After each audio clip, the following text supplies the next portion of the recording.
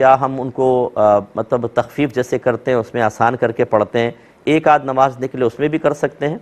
تو بالکل آپ کر سکتی ہیں، اور قضا کے اندر آسانی ہوتی ہے کہ آپ ثنا چھوڑ دیں، ڈائریکٹ الحمد سے شروع کریں، پھر سورت میں لائیں، رکوع میں جائیں، ایک بار تسبیح پڑھ لیں، لیکن بالکل جانے کے بعد پھر تسبیح پڑھیں گے، ٹھیک ہے؟ اس کے بعد رکوع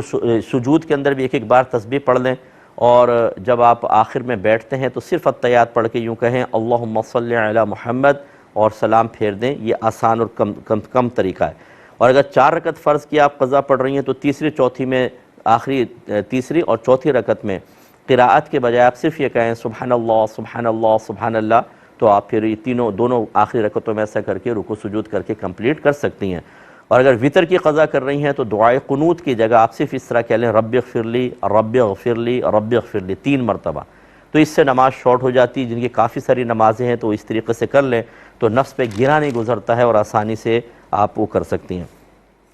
ایک انہوں نے کہا تھا کہ اگر کوئی رقم ہم نے قرض دی تھی 10 سال بعد ملی، اب ہم نے حساب کیا تو پتہ چلا کہ 5 سال جو پہلے 5 سال تھے اس میں چاندی کا الگ ریٹ تھا، اگلے 5 سال